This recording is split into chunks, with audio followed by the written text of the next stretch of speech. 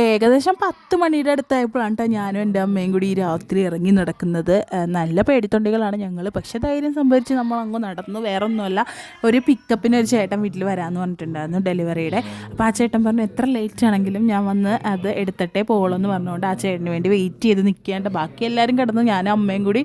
അമ്മ എനിക്ക് വേണ്ടി വെയിറ്റ് ചെയ്തുകൊണ്ടിരിക്കുകയാണ്. അപ്പോൾ ഞങ്ങൾ വിചാരിച്ചു വീടിൻ്റെ അടുത്ത് തന്നെ ഒരു ഗ്രോട്ടോ ഉണ്ട്. അവിടെ ആണെങ്കിൽ 1-ാം തീയതി തൊട്ട് 8-ാം തീയതി വരെ ഇങ്ങനെ മാതാവിന് ലൈറ്റൊക്കെ ഇട്ട് പിന്നെ കുറേ പ്രാർത്ഥനകളൊക്കെ ഉണ്ടാവും. അപ്പം നമ്മൾ ഈ ടൈമിലാണ് പോയി പ്രാർത്ഥിക്കാമെന്ന് വിചാരിച്ചത്. അങ്ങനെ ഞങ്ങൾ അവിടെ പോയി കുറച്ച് നേരം പ്രാർത്ഥിച്ചു. നല്ല സമാധാനമായിട്ട് പ്രാർത്ഥിക്കാൻ പറ്റി.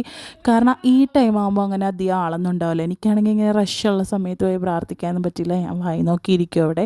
ഇതാണെങ്കിൽ നല്ല ടൈമാണ്. അങ്ങനെ കുറച്ച് നേരം പ്രാർത്ഥിച്ചിട്ട് പിന്നെ ആ ചേട്ടനെ വെയിറ്റ് ചെയ്തിരുന്നപ്പോൾ അമ്മ പറഞ്ഞു എന്നാൽ തയ്ക്കാൻ കുറച്ച് തുണിയുണ്ട്, അത് ആ ചേച്ചിയുടെ അടുത്ത് കൊടുക്കാമെന്ന്. ആ ചേച്ചിയാണെങ്കിൽ കിടന്നിട്ടുണ്ടായില്ല.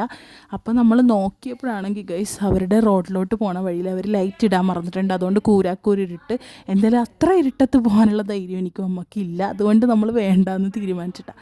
പിന്നെ ആ ചേട്ടന് വേണ്ടിയുള്ള കാത്തിരിപ്പായിരുന്നു. അങ്ങനെ പിന്നെ ആ ചേട്ടൻ വന്ന് ഞങ്ങൾ പോയി കിടന്നിറങ്ങി.